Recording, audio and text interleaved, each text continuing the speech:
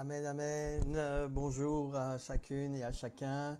Donc, on avance, hein. On a parfois quelques petits soucis de technique, mais c'est toujours un plaisir. Donc, merci de votre patience, merci de votre bienveillance. Merci vraiment de nous soutenir dans toute cette démarche. Que le Seigneur vraiment puisse nous bénir. Et aujourd'hui, en effet, nous allons parler d'un sujet qui me tient à cœur, il va s'agir un petit peu du vin nouveau, hein, qui a une chance, véritablement une opportunité, pas forcément une chance, mais plutôt une opportunité pour la France. Que Dieu soit béni. Et puis tout à l'heure, nous aurons, alors pour ceux qui nous suivent, alors bon, il y aura les annonces, hein, mais dès à présent, on sera en présentiel la semaine prochaine. Toute l'équipe sera là sur Rivière-Salée, mais on vous en dit pas plus, on verra ça tout à l'heure. Voilà, alors aujourd'hui, concentrons-nous sur ce que le Seigneur veut nous dire. Alors si vous vous souvenez bien, la, les 3 derniers dimanches que j'ai eu l'occasion d'intervenir, j'ai parlé de certains animaux, hein, et notamment j'ai pris l'exemple d'un aigle royal. Bon, un aigle royal, c'est bien, c'est majestueux. Suite à cela, ben, j'ai parlé d'une grenouille. Hein, vous vous souvenez peut-être certains de la petite vidéo de la grenouille. Bon, une grenouille, ça passe. Et aujourd'hui, on va prendre un autre animal, un pélican. Alors, c'est merveilleux un pélican parce que c'est un oiseau, il marche, il vole, il flotte, il fait de beaux nids, il nourrit ses petits, il vit des rivages, il voit le soleil se lever, le soleil se coucher. Donc il y a une image qu'on retrouve aussi à certains endroits dans la parole de Dieu. Mais voilà, laissez-moi vous conter une petite histoire de mon cru. Voilà, il était une fois un pélican qui ne s'occupait pas de la bonne santé de ses jeunes confrères. Alors sa nature l'avait doté, comme tous les autres pélicans, d'une poche sous son bec. Et cette poche est normalement utilisée pour prendre du poisson afin de nourrir aussi les plus jeunes pélicans. Mais le pélican-can, car tel est son nom, préférait jouir des bienfaits du repos. Hein, à l'antillaise, voilà, je travaille, tout va bien, et ne pêchait du poisson que de temps en temps, et pour son utilité personnelle. Mais pourquoi me fatiguer à nourrir de jeunes ingrats? À quoi ça sert de faire tout ce travail, se disait-il. Et les jeunes réclamaient de lui le savoir-faire, l'expérience. Mais Pélicancan ne s'en souciait guère. Alors au soir de sa vie, fatigué par l'inactivité, Pélicancan ne trouva aucun jeune pélicandidat pour l'aider à pêcher du poisson. Tous étaient partis vers un autre pélicanaille, qui, afin de pouvoir trouver auprès de certaines autres pélicanailles de l'instruction sur l'art de la pêche. Alors il décida de sortir moins souvent et de conserver le fruit de sa pêche plus longtemps dans son bec. Ah, n'est-ce pas pour le repos des vieux jours que le pélican suprême a placé une poche sous mon bec, pensa-t-il. Et au bout de quelques jours, les poissons emmagasinés dans la poche du pélicancan commencèrent à pourrir. Et la pourriture produisit un pélicancer qui ne tarda pas à avoir raison du pélicancan. Alors je résumerai un peu cette histoire par le proverbe suivant. Ce que tu garderas pourrira et ce que tu donneras fleurira. C'est pourquoi j'aimerais vraiment vous exhorter aujourd'hui à vous conduire comme de bons pélicans qui donnent sans mesure comme l'Éternel, notre Dieu, le fait. Il donne sans compter. Il donne. Mais pour ce faire, il y a besoin d'un cadre. Ce que tu garderas pourrira, ce que tu donneras fleurira. Ce proverbe ne résume-t-il pas en quelque part l'enseignement de Jésus-Christ? Celui qui gardera sa vie la perdra, mais c'est lui qui la donnera, la gagnera. Voyez-vous, on est dans une situation, dans une période, dans un temps où on regarde qu'à soi. On dit, moi, les gens font des choses à gauche, à droite, c'est leur problème, mais moi, je regarde à ma propre pomme. Ce que tu garderas pourrira, ce que tu donneras fleurira. Alors, certains d'entre nous, nous avons déjà compris un petit peu cette histoire. Pour les autres, ils comprendront peut-être qu'à la conclusion de ce petit message d'exhortation.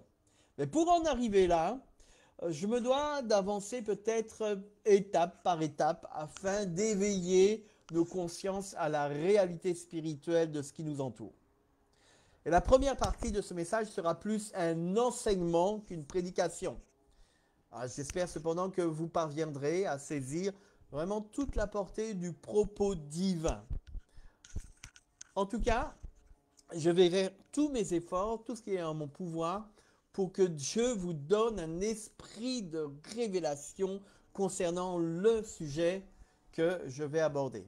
Et deuxièmement, après cet enseignement, je vous montrerai combien tout au long de l'histoire de l'Église, rien n'a changé. Que ce soit dans la Bible, que ce soit dans l'Église et dans l'histoire de l'Église, rien n'a changé. Le message du Christ est toujours d'actualité et nous sommes confrontés encore à ces mêmes mécanismes qui peuvent plonger et l'Église et les chrétiens dans l'inactivité et dans le contentement de soi.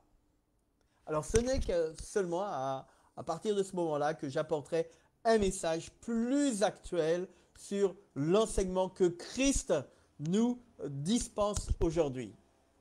Mais nous allons parler donc d'un thème que j'ai déjà abordé, il s'agit du temple de l'esprit. Voilà. Et tout d'abord, une question un petit peu difficile. Savez-vous quel était le problème théologique du temps de Jésus-Christ? Quel était le problème, le questionnement, la question théologique majeure à l'époque où Jésus est venu? Alors bon, c'est vrai, il peut y avoir plusieurs réponses. Mais j'aimerais vous donner aussi cette réponse qui est flagrante. Le problème, le grand problème théologique lorsque le Fils de Dieu s'incarne, c'est le temple. Le temple de Dieu, c'est-à-dire la présence de Dieu au milieu de son peuple. Le temple, c'est là où il réside, là où il fait siéger son nom. Toute la Bible pourrait être construite depuis le livre de Moïse jusqu'à l'Apocalypse, dernier livre biblique, sur qu'est-ce que le temple de Dieu. Et cette réponse, je l'ai découverte en réfléchissant, en méditant, en passant au crible la parole de Dieu sur notamment la démarche des pharisiens. Comment se fait-il que les pharisiens eussent développé tout un système de lois, de codes garantissant notre accès auprès de Dieu? C'est ce qui s'était passé. Regardez, même nos décisionnaires à ce jour nous disent, voilà, quand tu mets tes chaussures, il faut d'abord mettre telle chaussure, la gauche, la droite, et puis après lacer telle chaussure, et après seulement lacer. On essaye par des règles, des principes, des devoirs, des obligations de se rapprocher, et on pense qu'on va se rapprocher de Dieu en agissant de façon culturelle avec des activités. Voyez-vous, je n'ai pas grandi dans un milieu catholique, dans une culture catholique. Et jusqu'à présent, je suis parfois encore un petit peu déboussolé. Parce que quand bien même dans nos églises, dans nos milieux évangéliques, on va reprendre un petit peu de cette culture au niveau du calendrier, à telle période on fait ceci, à telle période on fait cela. Et c'est vrai que je ne suis pas toujours conscient. Donc je vous prierai à certains moments de m'excuser, de vraiment me pardonner, de ne pas être au fait, alors que c'est important parce que ici en Martinique, nos églises évangéliques fonctionnent avec un temps construit sur l'église traditionnelle. Et c'est quelque chose qui est profondément ancré dans notre culture. Et parfois, je n'ai pas de cette visibilité. Donc vraiment, je vous demanderai de ne pas forcément me tenir rigueur de ce manque de visibilité, de cette conscience. Je l'acquiers petit à petit et j'aurais pu rejeter en disant mais tout ça, c'est pas dans la parole de Dieu et crier et tirer à boulet rouge. Mais qu'est-ce qui pense? Qu'est-ce qui compte en fin de compte? Et j'aime me référer bien souvent au fait qu'à Noël, l'une des fêtes qui n'est pas dans le calendrier hébraïque, mais qui a été intégrée dans la culture, la fête de la dédicace, eh bien, Jésus aurait pu dire, oui, ça c'est pas biblique, j'y vais pas, et critiquer d'où est-ce qu'il vous a été enseigné que, mais il va se rendre à la fête. Parce que c'est une fête qui est culturelle, qui a du sens pour le peuple d'Israël. Regardez, dans beaucoup de célébration que nous avons, eh bien, Jésus va prendre quelque chose, Dieu va prendre quelque chose qui existe.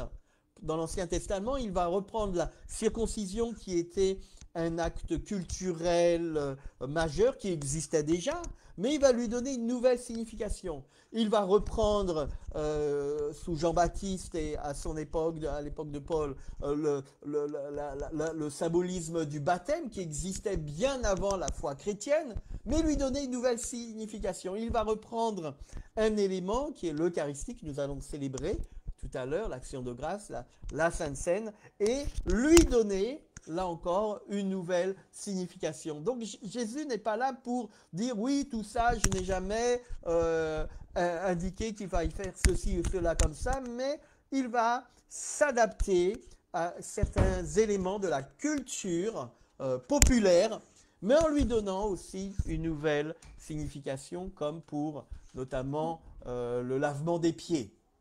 Alors, la question que j'ai posée tout à l'heure, c'est comment se fait-il que les pharisiens eussent développé tout un système de lois, de mitzvot, d'ordonnances, de codes garantissant ainsi notre accès auprès de Dieu? La réponse est simple.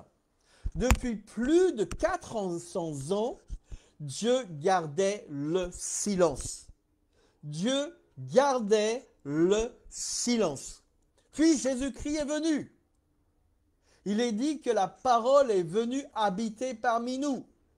Littéralement, qu'elle est venue planter sa tente, planter son tabernacle, nous dit l'évangile selon Jean. Jésus-Christ vient construire sa demeure parmi nous. Mais pour en arriver là, un petit peu d'histoire s'impose. Et je vais remonter à la sortie d'Égypte. La parole de Dieu raconte l'histoire du peuple juif retenu en captivité.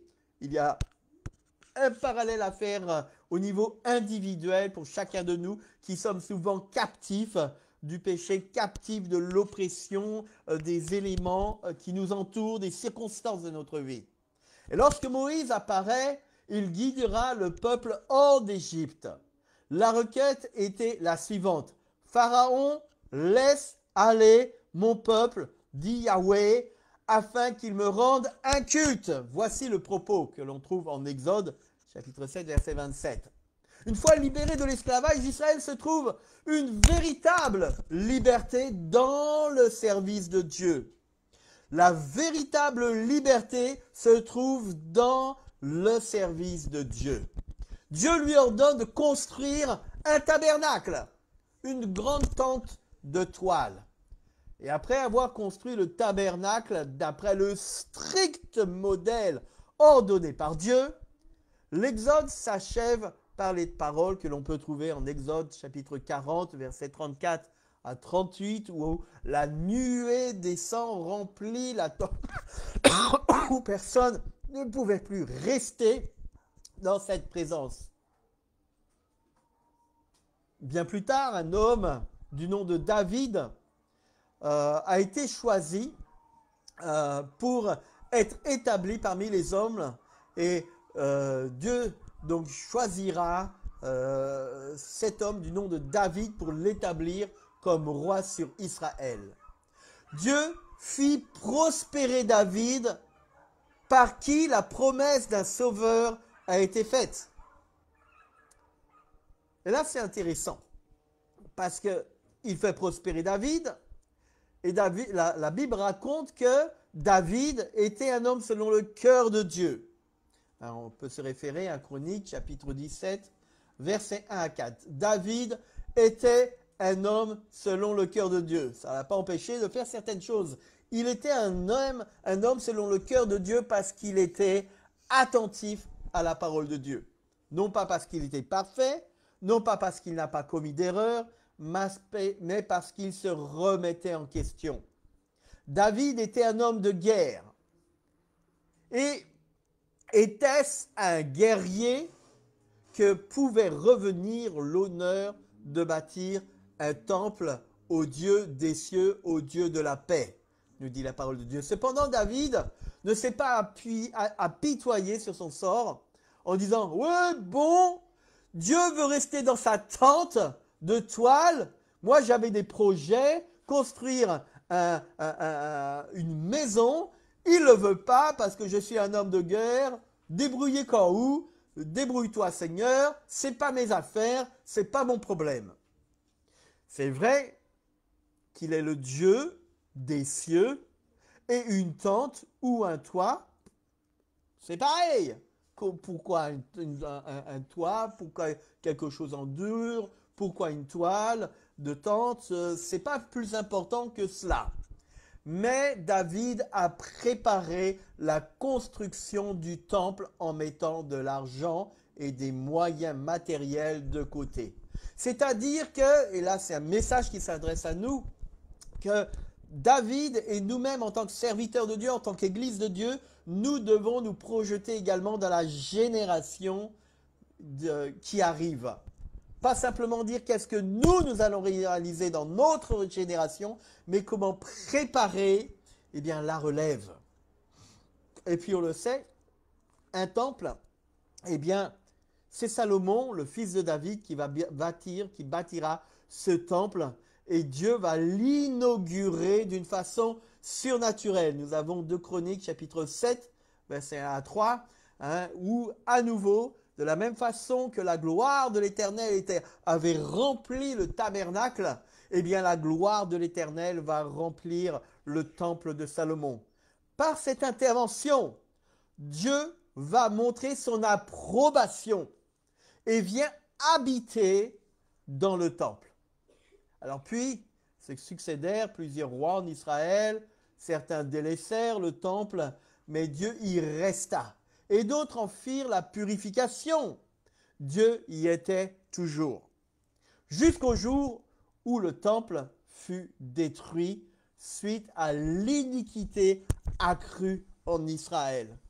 On se souvient de Jérémie qui dit « Oui, mais ici, c'est le temple de l'Éternel, le temple de l'Éternel, le temple de l'Éternel. » Mais Dieu rejette le peuple. Il y a une corrélation entre le peuple qui se contente d'une religiosité. Laissez-moi vous dire, il en a été de tout temps, de toute époque, depuis la parole de Dieu, l'histoire de l'Église et jusqu'à présent, nous pouvons facilement retourner à une simple religiosité. Mais la reconstruction, ce que Dieu appelle, le peuple va essayer de reconstruire le temple, mais cette fois-ci sans Dieu. Il est particulièrement significatif qu'après la reconstruction du temple sous Néhémie et Esdras, une période que j'affectionne tout particulièrement, il n'est fait aucune mention de la gloire de Yahweh qui remplit le temple. Il y a comme un vide qui demeure jusqu'à la venue de Jésus-Christ. Alors j'interviendrai un petit peu plus profondément dans l'avenir, plutôt dans un enseignement sur ces faits, sur les prophéties que l'on trouve en Esdras au chapitre 3, en Agé au chapitre 1er, en Zacharie chapitre 4. On dit mais voilà, il y a quelque chose qui arrive. Donc non, ce n'était pas une erreur que le temple soit reconstruit, même si la présence de Dieu, mais c'est de la même façon que Dieu va créer Adam et il va le créer en son image, pas seulement à son image, mais en son image. Il y a une différence importantes qu'on trouve dans ce texte. Et Dieu va faire venir des animaux devant la présence d'Adam. Et Adam dit, mais il me manque quelque chose. Et c'est la même chose qui se passe. Ce que Dieu a fait avec Adam, il le fait avec le peuple de Dieu en disant, il me manque quelque chose. Et laisse-moi te dire, si tu as un manque, si lorsque on l'a vu dans l'un des enseignements qu'on a donné au travers de notre émission « Dis-moi, pasteur », je vous invite véritablement à suivre l'émission mise en place et organisée et animée par la servante de Dieu, Marie-Christine Deville, tous les jeudis à 19h30. Elle a fait une émission extraordinaire sur les béatitudes. Heureux les pauvres en esprit, heureux qui ont faim et soif. Et Dieu crée en nous cette faim et cette soif à propos. Donc toi qui te dis, mais je ne suis pas en accord avec ce qui se passe, il y a quelque chose qui me gêne, j'aimerais avancer, mais j'ai l'impression de patauger dans la choucroute ou dans la purée, d'avoir des difficultés. Seigneur, tu cries à Dieu, tu as faim et soif, tu te sens pauvre spirituellement, tu es à la bonne place. Dieu crée cette faim et cette soif de lui en toi. Alors, je reviens sur l'époque du Nouveau Testament. Les pharisiens ressentaient ce vide de Dieu. Pourtant, ils avaient bien en main la promesse du prophète Ézéchiel, qui avait eu la vision d'un temple divin et majestueux, la majesté de l'Éternel, un temple où la gloire de Dieu serait manifestée. Ézéchiel chapitre 43, versets 4 et 6. Cette promesse se réalise d'abord avec la venue de Jésus-Christ. Jésus-Christ qui dit, il est l'Emmanuel, Immanuel, Dieu avec nous. Et nous sommes en lui. C'est la grande révélation du Nouveau Testament. Il est l'Emmanuel qui signifie Dieu avec nous. Nous sommes en lui. Il s'est lui-même comparé au temple de Jérusalem du temps de Zorobabel. On aura l'occasion dans un enseignement de parler de cet aspect-là. Il est le véritable temple dans lequel nous vivons et en qui nous sommes. Il est en nous et nous en lui. Et si nous comprenons cela, alors nous comprendrons toute la portée de l'expression en Christos, en Christ, dans sa présence, avec l'autorité de prêtre que nous sommes en tant qu'élus de Dieu. Cependant, nous ne devons pas en rester là. Un jour, une femme ayant une foi légèrement différente des Juifs posa la question à Jésus-Christ en Jean 4, versets 19 à 26, en disant « Oui, nos ancêtres ont dit qu'il faut aller adorer sur cette montagne, mais vous, les Juifs, vous dites qu'il faut adorer à Jérusalem. Mais alors, si cette adoration est par l'Esprit, l'Esprit annoncé par les prophètes, nous l'avons chanté, nous l'avons entendu, que l'Esprit des prophètes, et c'est cela à quoi cela fait référence également à ce texte de Jean, de la Samaritaine, et qui nous sera donné un petit peu plus tard en Jean 7. Cette adoration par l'Esprit est pour aujourd'hui. Pourquoi ne pas nous en saisir? Pourquoi ne pas nous saisir de cette adoration spirituelle? Pourquoi vivre sous des préceptes d'hommes? Le monde dit garde, retiens, amasse. Et Dieu dit donne, ne retiens pas, car en faisant ainsi, tu permets à ma bénédiction de descendre sur toi. À certains moments, Dieu veut nous conduire. Pas plus tard qu'aujourd'hui, à certains moments, on est à bout de ressources. Il nous reste juste comme cette petite veuve, cette petite pièce. Mais Dieu nous dit, ça même, cette petite pièce, ce bout du bout, je veux et j'exige que tu puisses le laisser. Et pas dire, mais on ne sait jamais, peut-être que j'aurai besoin de ceci, peut-être de cela, mais tu dois le donner. Dieu veut nous conduire au fait de donner plus que ce que nous avons. La question n'est pas de savoir si je suis intéressé par la vie chrétienne. Sinon, on ne serait pas là à nous écouter les uns les autres. Mais quelle vie chrétienne suis-je amené à vivre? Et toi qui nous écoutes par Internet, et toi qui as soif et faim de quelque chose, laisse-moi te dire, quelque chose arrive. Et c'est pas plus tard que cette semaine, jusqu'à ce dimanche, quelque chose. Donc prépare-toi à vivre pleinement ce que Dieu est en train de préparer pour toi en cette semaine. Quelle vie chrétienne suis-je amené à vivre? Et lorsque Jésus-Christ a prêché son message de joie, il fut fortement contesté. Les gens sont là, ouais, qu'est-ce qu'il raconte Jésus? Et dans l'évangile selon Luc au chapitre 5 versets 33 et 39, ce sera vraiment le centre de notre message, Jésus nous raconte l'épisode suivant.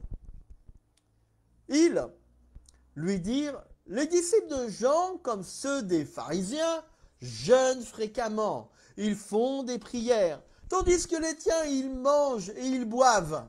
Ouais, apparemment, c'était toujours plaisanterie, faire la fête. Hein? Donc, on va se moquer des disciples de Jésus parce que ils ne sont pas très sérieux. Hein? Voici ce qu'il est dit, verset 34. Il leur répondit, « Pouvez-vous faire jeûner les amis de l'époux pendant que l'époux est avec eux? Les jours viendront où l'époux leur sera enlevé, alors ils jeûneront ce jour-là. » Verset 36, il leur dit une parabole. Personne ne déchire un habit neuf ne déchire d'un habit neuf un morceau pour le mettre sur un habit, sur un vieil habit. Car il déchire l'habit neuf et le morceau qu'il a mis n'est pas assorti au vieux. Et personne ne met du vin nouveau dans de vieilles outres. Autrement, le vin nouveau fait rompre les outres, il se répand et les outres sont perdues. Mais il faut mettre le vin nouveau dans des outres neuves, dans de nouvelles outres. Et personne, après avoir bu du vin vieux, ne veut du nouveau, car il dit, le vieux est bon.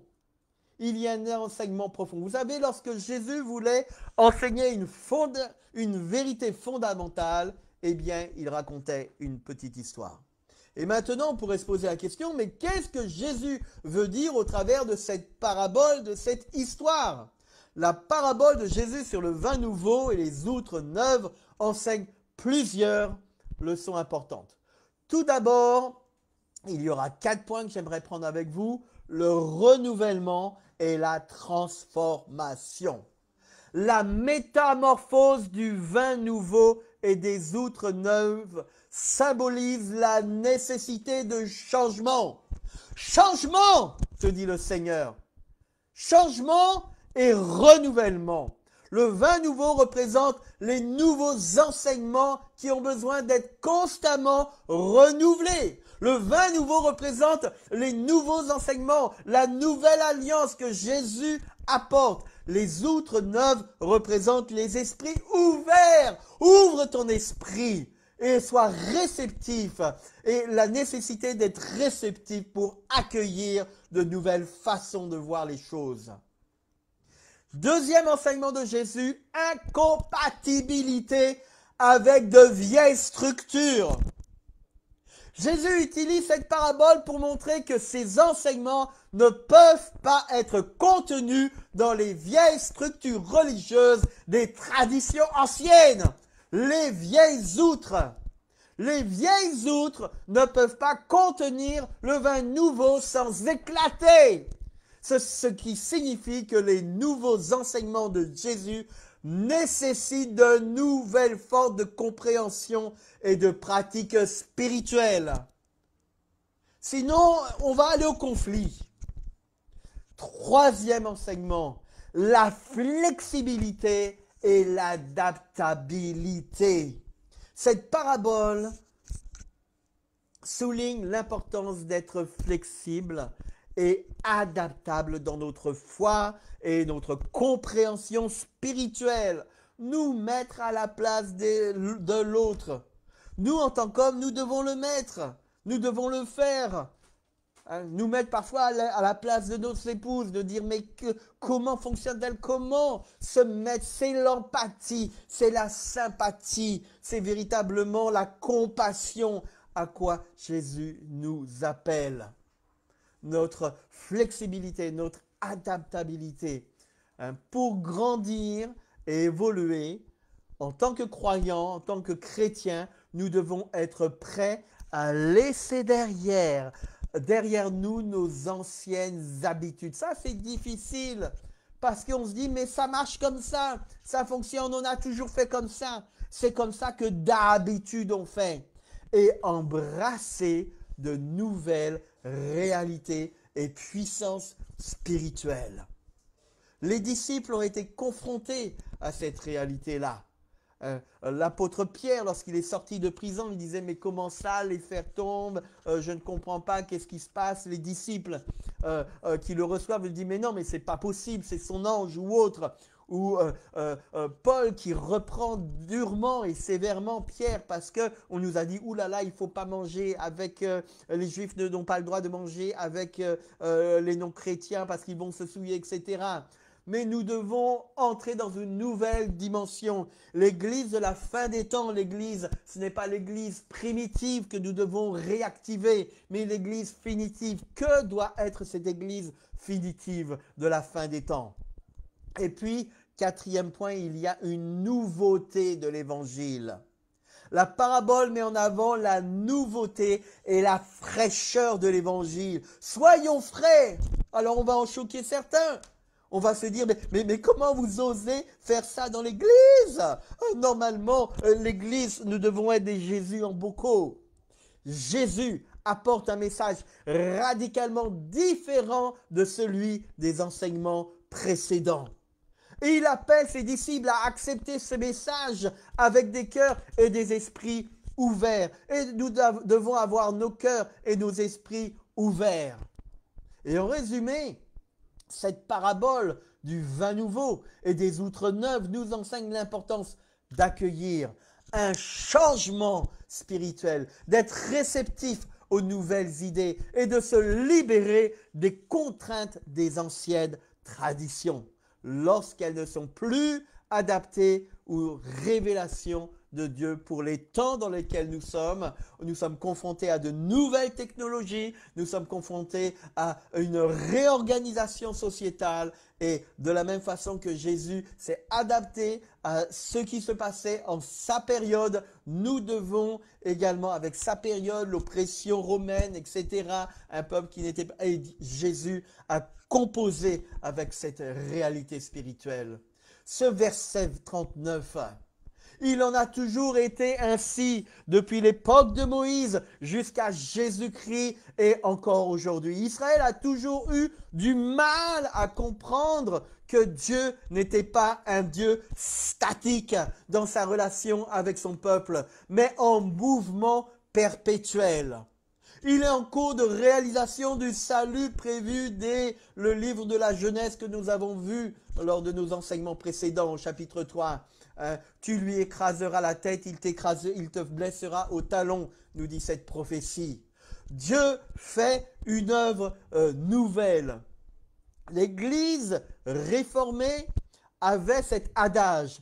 Ecclesia reformata semper reformanda. L'Église réformée toujours doit se réformer. Et cela nous prévenait justement de retourner dans un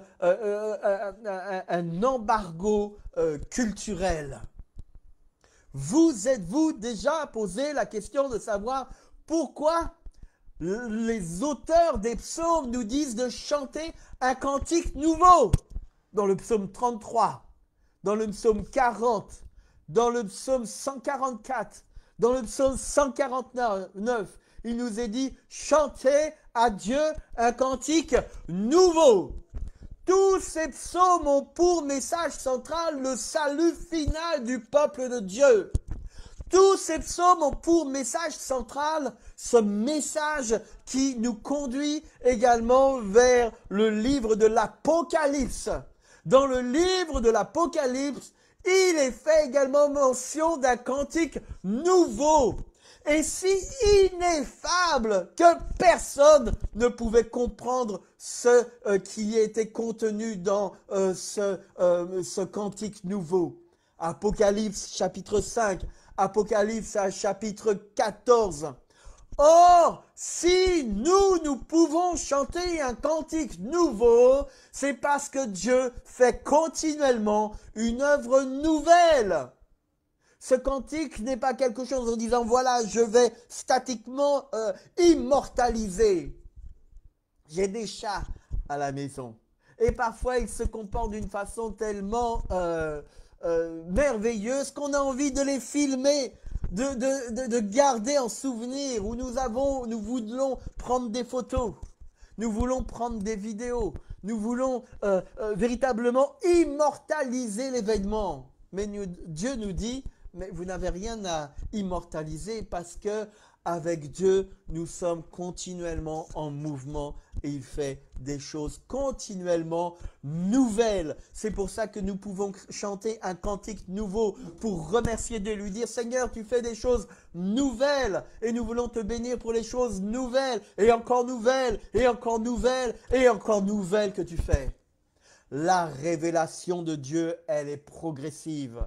L'homme a toujours été long à comprendre son œuvre. Et encore aujourd'hui, nous ne comprenons pas dans ces temps qui sont les derniers ce que Dieu est en train de faire en Martinique, dans les Antilles, dans le monde entier, dans la francophonie. Dieu est en train de susciter des hommes et des femmes en Martinique pour répandre son œuvre dans le monde entier. Au XVIe siècle, par exemple, l'Église catholique était partout présente dans toute l'Europe. Mais lorsque Luther s'est interrogé sur la vie à la lumière de la Bible, il a constaté de grandes différences. Il prend la Bible, il prend les enseignements de l'Église dans laquelle il était, il disait mais ça ne colle pas. Il a constaté de grandes différences et progressivement, les hommes s'étaient écartés de la parole de Dieu sans s'en rendre compte comme la grenouille de la semaine précédente dont je parlais. Alors il a proclamé, les bonnes œuvres ne rendent pas l'homme bon, mais un homme bon fait de bonnes œuvres. Et les autorités de l'Église établies, traditionnels lui ont dit « À l'hérésie, tuons-le !» Ils ont voulu le mettre à mort. Et si quelqu'un pense de telles choses, qu'il soit anathème.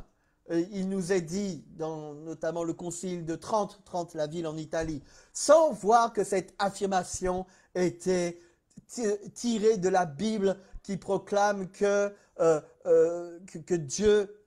En fait, que le salut est par la grâce seule, par le moyen de la foi, nous dit Éphésiens 2, versets 8 à 10.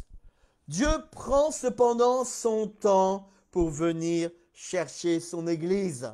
Il la voit belle, il la voit sans tache, alors que le monde est en pleine décadence.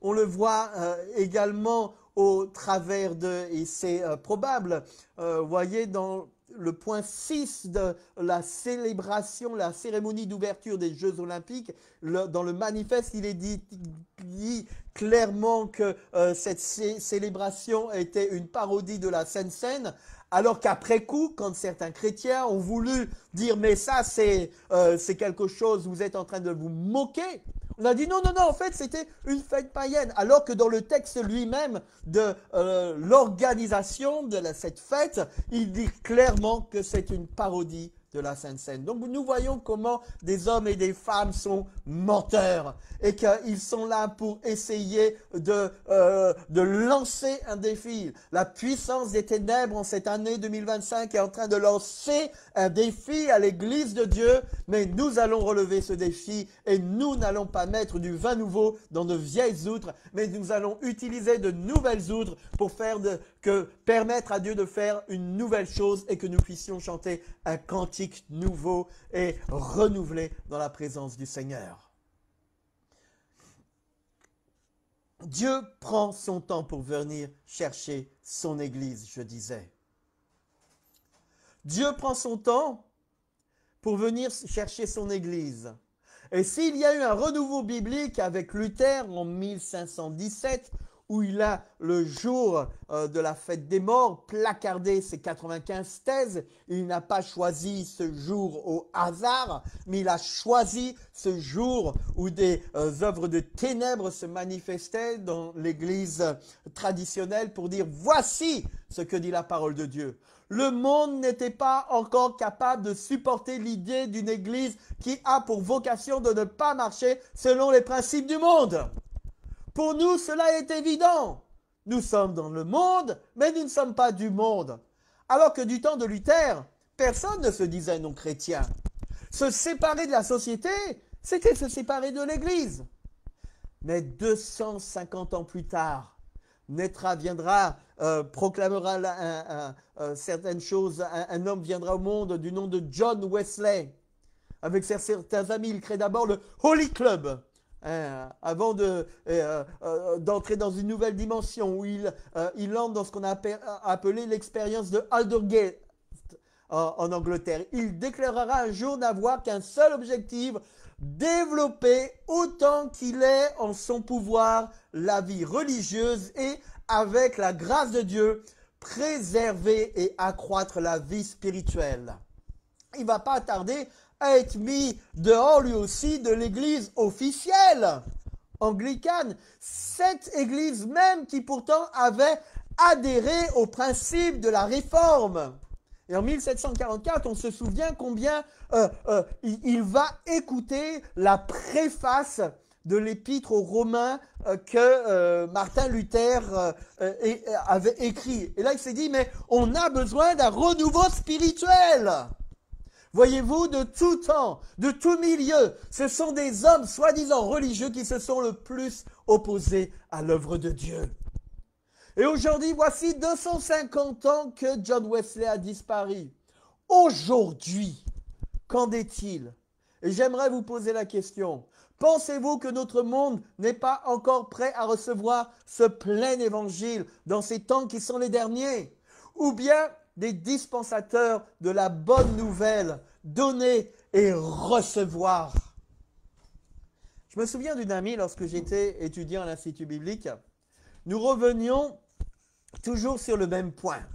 Elle était dans une église traditionnelle, évangélique. Il disait, oui, mais tous les chrétiens sont appelés à prêcher la bonne nouvelle. Oui, mais non, mais regarde, elle n'acceptait pas le fait que nous devions être revêtus de la puissance d'en haut, selon Luc 4. Mais lorsqu'elle a appris que Christ avait fait ces choses pour elle, elle venait d'une église très traditionnelle, évangélique. Et tout d'un coup, elle vient me dire, oh regarde, et elle se met devant moi à parler en langue en disant, oui, j'ai compris ces choses. Et voici, je vais les vivre ma foi d'une façon différente. À l'époque, à l'Institut biblique, c'était une institution traditionnelle où, chut, il ne fallait surtout pas que dans les murs de l'école qu'on entende quelqu'un parler en langue. C'était presque tabou. Alors que la fondatrice, une prophétesse, avait dit « Je ne veux pas créer une école biblique, mais je veux faire une pépinière de prophètes. » Et là, c'était en 1921. Cette femme, épouse du fondateur de l'Institut biblique, elle-même prêchait l'évangile avec l'onction. Et lorsque on lisait certains de ces messages, on se disait, mais c'est pas possible, c'est un des auteurs modernes de notre époque, du 21e siècle, de 2025, qui a proclamé cela, tellement la puissance de Dieu remplissait cette femme. Et cette petite bout de femme, alors qu'elle était timide à l'Institut biblique, elle était là, tout ça, tout d'un coup, je la vois prêcher l'évangile en pleine rue, micro, en train de haranguer la foule en disant « Si vous ne vous repentez pas de vos péchés, vous irez, et maintenant la grâce est donnée. » Je me dis « mais je ne la reconnais plus. Mais qu'est-ce qu'il fait? Elle qui était si timide, mes frères et mes sœurs, un défi nous est lancé, celui de recevoir la présence et la puissance de Dieu. Nous voulons vivre une vie chrétienne tous les jours. Nous voulons être revivifiés à notre travail, dans notre famille, dans notre foyer, avec notre époux, avec notre épouse. Nous avons besoin d'être renouvelés et revivifiés dans notre lieu secret, dans nos chambres. Dieu nous dit, êtes-vous prêts à répandre la parole de Dieu? Ce que tu donneras fleurira. Ce que tu garderas pourrira. Pendant des années, le diable a tenu la Martinique sous l'oppression, sous l'esclavage, sous la domination de la puissance des ténèbres. Et il y a encore des hauts lieux. Pas plus tard qu'hier soir, je passais à un endroit stratégique, une commune du sud de la Martinique, et je vois un édifice qui est comme une aire d'atterrissage pour la puissance des ténèbres, pour des démons que l'on essaye de mettre de la même façon qu'à certains moments, on a érigé des statues sur le plus haut point à Saint-Pierre, sur le plus haut point à Grand-Rivière, et on se prévoit, il y a des hauts lieux que Dieu devrait ébranler, voir des statues qui devront être abattues, qui devront être s'écrouler devant la face. Il y a des arbres millénaires et on sait que certains hommes venaient invoquer des puissances ancestrales devant ces grands arbres flamboyants sur certaines communes de la Martinique. Il est important pour nous de remplir le défi. Et comment allons-nous le faire ? La semaine dernière, j'étais dans une assemblée et je rappelais, voilà, à ma mémoire, je remettais à ma mémoire certaines choses qui s'étaient passées. Voyez-vous, on peut facilement s'endormir. Il y a une grande union d'églises en Guadeloupe qui a commencé d'une façon extraordinaire dans les années 70. Les gens venaient de toute la Guadeloupe dans le sud de l'île, dans la commune de Basse-Terre. Les gens venaient du Moule, tout ça, parce que l'église devenait pleine. Les gens venaient avec des chaises roulantes. Les gens venaient avec des béquilles. Les gens venaient avec des maladies dites incurables. Ils venaient dans l'église et ils ressortaient là en marchant, en abandonnant. Et quelques décennies plus tard, cette grande église qui avait essaimé, maintenant il y a des églises de cette union d'églises dans toute la Guadeloupe. Et dans une grande église aux Abîmes, en allant la visiter, une personne avait mal à la tête. Et on dit, mais il faut prier pour elle. Et l'un des anciens dit, mais non, mais tu comprends, mais c'est pas simplement un mal de tête qu'elle a, elle a un cancer. Donc on va prendre des médicaments. Où est la foi? Où est cette vigueur qui, dans les années 70, un de mes oncles était participant à cette église hautement célèbre en Guadeloupe? Et la semaine dernière encore, je rappelais le fait que j'étais dans l'ouest de Paris et je visite une petite église portugaise à l'époque. Et il y avait l'enseigne qui était à moitié minée, peinte et défraîchie, tout ça avec une porte en bois délabrée. Et cette église se trouvait au centre de la commune de Mantes, à côté d'une institution qui sont les pompes funèbres générales, je crois, hein, les PFG. Et le logo était tout beau, illuminé, la porte d'entrée était rayonnante. Et tout d'un coup, dans ma jeunesse, je me pose la question, comment se fait-il qu'une entreprise commerciale travaillant sur le marché de la mort puisse être beaucoup plus attractive, belle, rayonnante qu'une église qui enseigne et propage la vie abondante? Nous devons, ce n'est pas parce que nous avons le plus beau message du monde que nous devons le faire comme des hiboux comme ça, mais nous devons chercher l'excellence. Ne devons pas une église, à l'époque j'avais dit PFG, pas franchement gay, avec les principes du monde, avec ses vieilles outres, en disant mais voilà ces vieilles institutions archaïques. Nous devons prêcher la liberté en Christ. Voulez-vous vous placer sous la bannière de ces valeureux chrétiens, chrétiennes qui ont vécu dans ce pays, en France et en Martinique. La France a vu naître les plus grands hommes spirituels du catholicisme, le berceau du protestantisme avec Jean Calvin, de la réforme, du renouveau spirituel. Tous ces hommes portaient la même bannière. Cette bannière, c'est celle du Christ. Cette bannière, c'est celle de la joie de l'esprit. Cette bannière, c'est celle du rire spirituel. Et alors, pour finir, je vous inviterai donc à ne pas être un pélican crelat, mais un bon pélican. Vous savez, on est envahi, si on a des cafards, à peine tu as un snack, mais ils sont là. Et parfois, ça grouille, ça envahit, ça se sert soi-même et ça n'apporte rien. Soyons un bon pélican qui saura apporter de bonnes choses autour de nous. Nous avons une jeunesse à éduquer, à apprendre.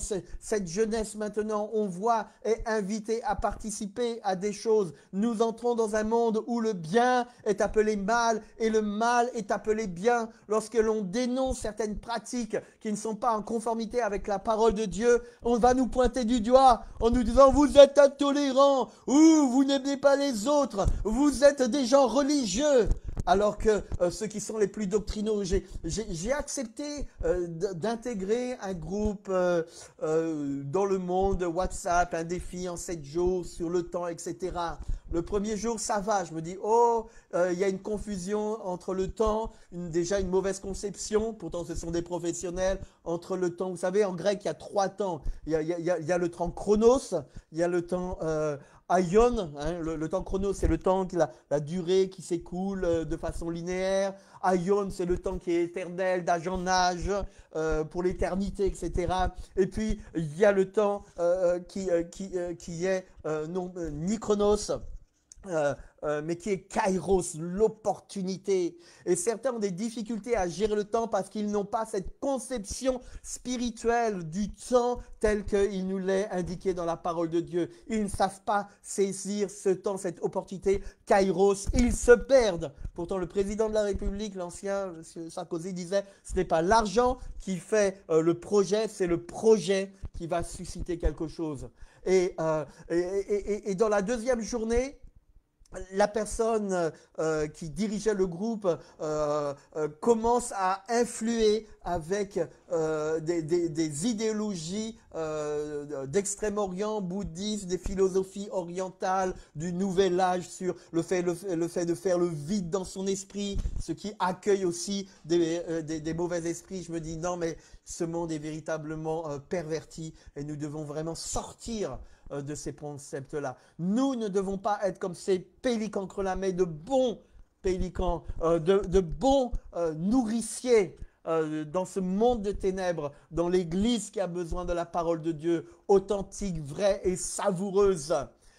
Nous avons besoin d'entendre le Seigneur nous dire « Viens, bon et si fidèle serviteur, entre dans la joie de ton maître. » Voici ainsi, je terminerai cette prédication, ce message, cette exhortation à ce que nous puissions être ce vin nouveau pour cette génération perdue, à ce que nous puissions être des outres nouvelles pour ce monde de ténèbres et que nous puissions faire l'œuvre sans compter de nous abandonner entre les mains de Dieu et Dieu pourvoira. Que le Seigneur soit béni. Amen, amen et amen.